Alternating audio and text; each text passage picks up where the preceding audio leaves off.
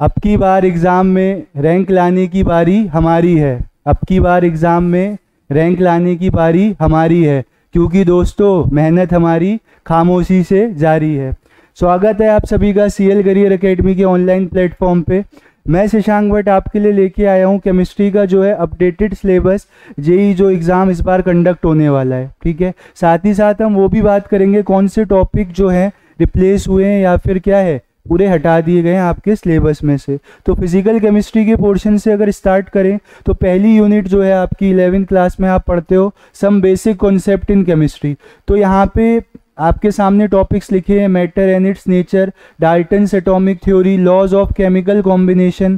ठीक, उसके बाद एम्पेरिकल मॉलिकुलर फार्मूला बनाना, देन स्टाइचियोमेट्री। अच्छा सर यहाँ से रिमूव कौन सा पोर्शन हुआ है? तो अगर मैं रिमूव वाले पोर्शन की बात करूँ आपसे, तो आप एक्यूरेसी और प्रिसीजन पढ़ा करते थे, है ना, वो टॉपिक हटा है यहाँ से। देन उसके बाद मैं बात करूँ एरर एनालिसिस, ये कितना कैलकुलेशन में एरर आया है वो रिमूव हुआ है। और कौन सा टॉपिक है सर? और एक आप डायमेंशनल एनालिसिस किया करते थे जहाँ पे आप यूनिट फाइंड करते थे, तो वो जो है रिमूव्ड है। क्लियर है कि नहीं?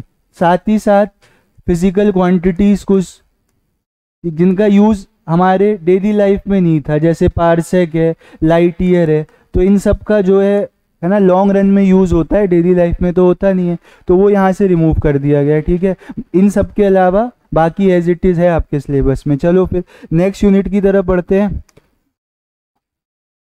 नेक्स्ट रहेगा आपका एटॉमिक स्ट्रक्चर। एटॉमिक स्ट्रक्चर में मेजरली तो कोई पोर्शन रिमूव नहीं हुआ है, ठीक है, सारा एज इट इज़ ही है। लेकिन फिर भी अगर सर आप डेप्थ में जाते हो, ठीक है, तो दो टॉपिक्स हैं, एक तो थॉमसन एटॉमिक मॉडल है ना, और दूसरा है रदरफोर्ड। ये जो एटॉमिक मॉडल है, हालांकि खास इनका थ्योरेटिकली था, कोई न्यूमेरिकल तो यहाँ से बनता नहीं था, तो ये दो टॉपिक्स इस बार हटा दिए गए हैं। कौन कौन से? Thomson and Rutherford atomic model. बाकी एज इट इज़ है, जो भी आप पढ़ा करते थे, इलेक्ट्रोमैग्नेटिक रेडिएशन है, ठीक है, उसके बाद बोहर मॉडल है, डी ब्रोगली रिलेशनशिप है, सारी चीज़ें एज इट इज़ हैं। ग्राफ्स इंपॉर्टेंट है, इनका ध्यान रखोगे। ठीक है सर, आगे बात समझ में। नेक्स्ट देखना आप, फिर इन्होंने केमिकल बॉन्डिंग को रख रखा है यहाँ पे, हालांकि इसको हम इनऑर्गेनिक में कवर करते हैं, बट कोई बात नहीं, टॉपिक तो है सर ये, है ना। तो नेक्स्ट क्या है बेटा? Chemical bonding and molecular structure. यहाँ पे कोई भी पोर्शन डिलीट नहीं किया गया है, एज इट इज़ आपका सारी चीज़ें हैं, है ना। कॉसल लुइस अप्रोच है, आयनिक बॉन्डिंग है, उसके बाद कोवेलेंट बॉन्डिंग जिसको कि आप एक्सप्लेन करते हो वीबीटी से, देन VSEPR थ्योरी है, और अगर नेक्स्ट पार्ट में आप आ जाते हो तो क्या है? Molecular orbital theory. यहाँ से क्वेश्चन अपना बॉन्ड ऑर्डर का पक्का रहता है, मैग्नेटिज्म का, ठीक है, तो इनका आप ध्यान रखना। और अगर मैं आपको बताऊँ, अगर कोई लास्ट ईयर के कंपैरिजन में अगर कोई टॉपिक रिमूव हुआ है तो ऐसा नहीं है, है ना। लास्ट ईयर का भी सिलेबस मैंने खोल रखा है, एज इट इज़ सेम है, तो फिर यहाँ पे कोई चेंजेस नहीं है। ठीक है सर। देन नेक्स्ट आ जाते हैं केमिकल थर्मोडाइनमिक्स पे। ठीक है, फिजिकल केमिस्ट्री का इंपॉर्टेंट चैप्टर है जो कि आप क्लास 11th में कवर करते हो। सर इसमें से कुछ रिमूव हुआ है क्या? नहीं यार, इसमें यहाँ देख रहा हूँ और मैं यहाँ एज इट इज़ सारा सेम है। ठीक है, फर्स्ट लॉ ऑफ थर्मोडाइनमिक्स, उसके बाद थर्मोकेमिस्ट्री वाला पार्ट है ये सब, enthalpy of bond dissociation, combustion, है ना, फॉर्मेशन, ये सारी एंथैल्पीज, यानी कि थर्मोकेमिस्ट्री एज इट इज़ है, first law as it is है, और सेकंड लॉ भी। एक जो टॉपिक सर यहाँ पे मिसिंग है वो कौन सा है? Third law of thermodynamics. हालांकि उसका बस एक स्टेटमेंट हुआ करता था, क्या होता है याद है आप लोगों को? थर्ड लॉ थर्मोडाइनमिक्स का याद तो नहीं है सर, रिवाइज ही नहीं करा है, तो भाई रिवाइज करते रहा करो। थर्ड लॉ ऑफ थर्मोडाइनमिक्स ये है कि एंट्रोपी जो है यूनिवर्स की वो कंटिन्यूसली इंक्रीज हो रही है, बस एक स्टेटमेंट था, हालांकि वो यहाँ मेंशन नहीं है, तो उसको आप स्किप कर सकते हो। चलो देन आगे मूव करते हैं। फिर आएगा बेटा इक्विलिब्रियम, है ना। इक्विलिब्रियम नहीं दे रखा है, सॉल्यूशन ऐड कर रखा है। चलो सॉल्यूशन देख लेते हैं। क्लास 12th का टॉपिक है आपका क्या है? सॉल्यूशन। यहाँ पे सर सॉल्यूशन में कुछ रिमूव हो रखा है क्या? सॉल्यूशंस में तो यार कुछ नहीं है, एज इट इज़ है सारा, ठीक है।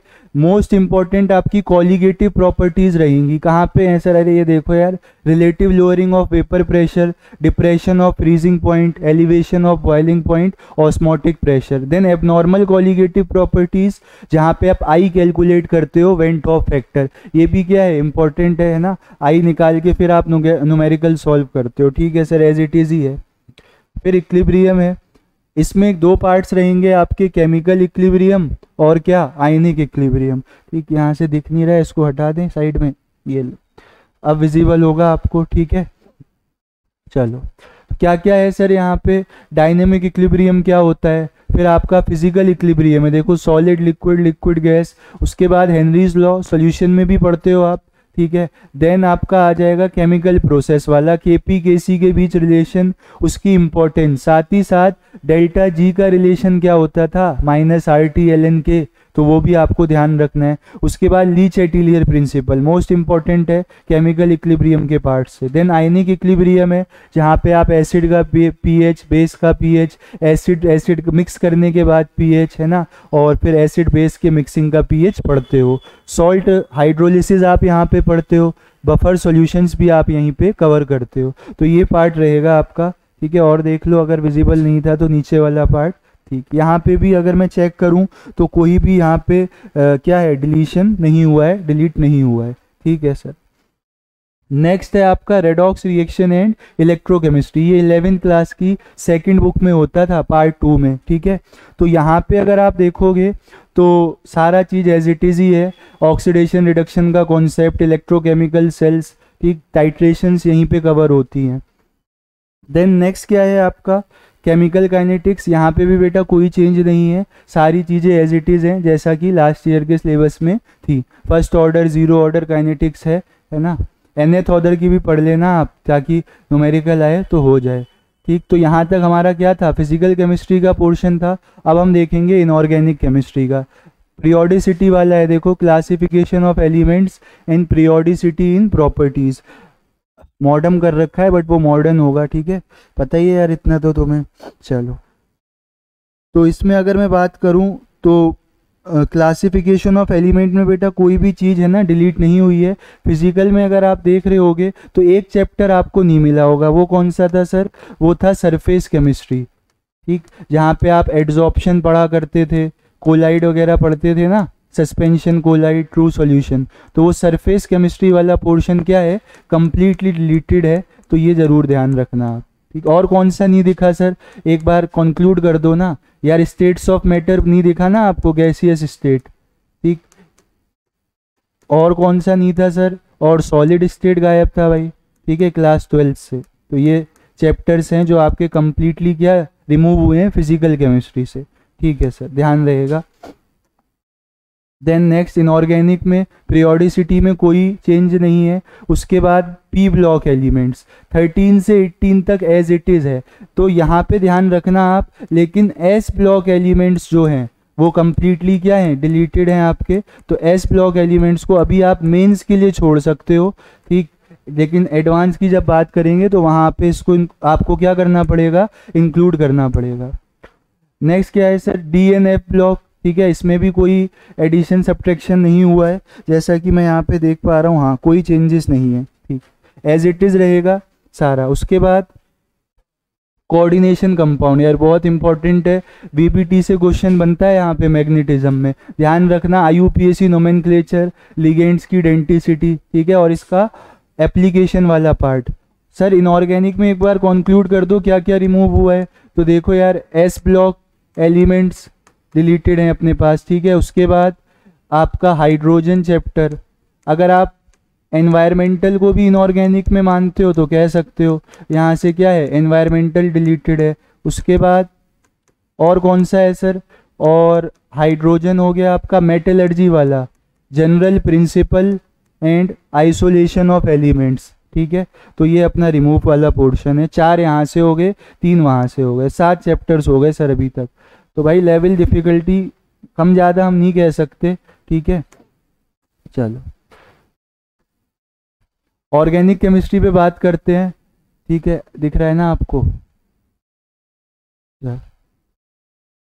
Purification and characterization of organic compounds, ठीक है, एक्सपेरिमेंटल वाला पार्ट है जहाँ पे आप लोग डिटेक्शन करते हो अलग अलग मेथड से, ठीक, यहाँ पे भी कोई एडिशन सब्ट्रैक्शन नहीं हुआ है। देन नेक्स्ट टॉपिक की बात करें तो बेसिक प्रिंसिपल हैं जहाँ पे आप इफेक्ट्स पढ़ते हो, इलेक्ट्रॉनिक इफेक्ट्स, IUPAC नेमिंग करते हो, और ऑर्गेनिक रिएक्शन मैकेनिज्म पढ़ते हो, एडिशन है, सब्ट्रैक्शन है, ठीक, ये मैकेनिज्म आपके लिए क्या है, इम्पोर्टेंट है, कोई यहाँ पे चेंजेस नहीं है, ठीक है सर।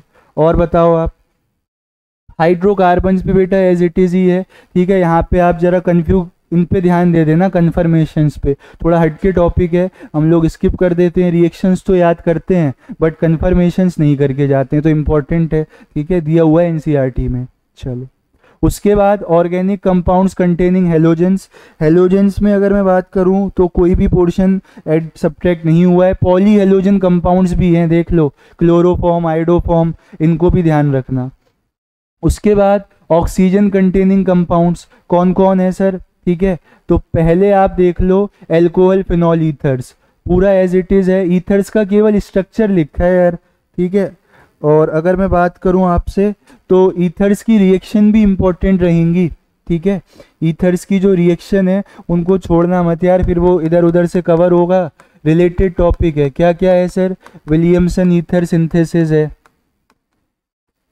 और कौन सी है सर, रिएक्शन होती है ना ईथर्स की, reaction of ether with HI, ये दो तो इम्पोर्टेंट हैं, चाहे सिलेबस में नहीं भी हैं बट वो मैकेनिज्म वाले पार्ट से बोल देंगे कि हमने मैकेनिज्म तो कही थे ना, तो वहीं से हमने दे दिया है, ठीक। नेक्स्ट देखो आप एल्डिहाइड, एल्डिहाइड कीटोन्स, ठीक है, एज इट इज है, न्यूक्लियोफिलिक एडिशन यहाँ पे इम्पोर्टेंट है। देन कार्बोऑक्सिलिक एसिड, उसमें यार कार्बोऑक्सिलिक एसिड में ना आपको क्या ध्यान रखना है, कार्बोऑक्सिलिक एसिड में ये ध्यान रखना कि जो आपका ये है एसिडिक स्ट्रेंथ वाला पार्ट, ये इंपॉर्टेंट है। यहाँ पे ऑर्थो इफेक्ट जो लगता है, ऑर्थो पोजीशंस पे सब्स्टिट्यूएंट लगाते हैं तो एसिडिटी पे क्या फ़र्क पड़ता है, तो ऑर्थो इफेक्ट यहाँ पे अच्छे से देख लेना, डायरेक्ट क्वेश्चन बन जाता है, ठीक है सर, आ रही बात समझ में। नेक्स्ट देखो आप, फिर है ऑर्गेनिक कंपाउंड्स कंटेनिंग नाइट्रोजन, जिनको आप अमाइंस बोलते हो, अमाइंस की बेसिक करेक्टर, अमाइंस का क्या सर, बेसिक करेक्टर कहाँ कहाँ पे, गैस फेज में भी और एक्वस फेज में भी, दोनों में क्या है, इंपॉर्टेंट है, ठीक। और देखो बायोमोलिक्यूल्स, मतलब स्कोरिंग टॉपिक है यार, कार्बोहाइड्रेट, प्रोटीन, न्यूक्लिक एसिड, ये तो डेली लाइफ के अपने टॉपिक्स हैं, तो इनको आप ध्यान रखना। ग्लूकोज की रिएक्शन यहाँ पे इंपॉर्टेंट हो जाती है, ठीक है। उसके बाद प्रैक्टिकल केमिस्ट्री का पोर्शन है, एक्स्ट्रा एलिमेंट डिटेक्ट करना है ना, और इनऑर्गेनिक कंपाउंड बनाना, जैसे मोहर सॉल्ट, पोटेश एलम।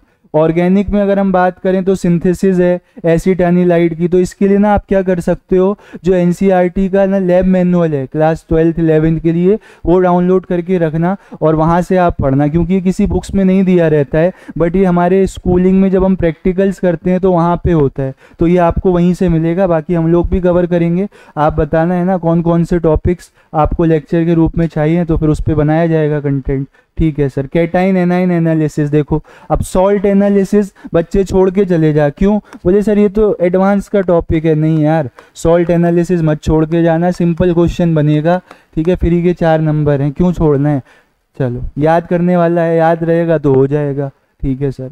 टाइट्रेशंस भी इंपॉर्टेंट है, देखो आप सारी, मोहर सॉल्ट की, KMnO4 वाली, ऑक्सैलिक एसिड की, तो ये हम इक्विलिब्रियम में पढ़ा देते हैं, ये सॉल्ट एनालिसिस में, ठीक है, और ये भी आपका इनऑर्गेनिक में कवर हो ही जाता है, ठीक है सर। सर यहाँ पे कोई पोर्शन रिमूव हुआ है क्या, यहाँ पे ये ND हो गया, ठीक है, चलो तो मैं बता देता हूँ, यहाँ पे जो पोर्शन रिमूव हुआ है ना ऑर्गेनिक में, कहाँ पे, ऑर्गेनिक में, वो कौन सा है बता दो सर, यहाँ पे एंड हो रहा था ना, ठीक, यहाँ पे बता देता हूँ मैं आपको, देखो पॉलीमर्स वाला पार्ट, और अगर आप केमिस्ट्री इन एवरीडे लाइफ को वहाँ पे रखते हो तो वो वाला पार्ट। तो कुल मिला के 9 चैप्टर्स हो रहे हैं यार, जो कि क्या हुए हैं, रिमूव हुए हैं, जो आपको ध्यान रखना है। बीच बीच में से तो कुछ ऐसा है नहीं, क्योंकि चैप्टर है तो फिर वो क्वेश्चन बन सकता है वहाँ से, बताओ बात क्लियर हुई कि नहीं हुई, ठीक है।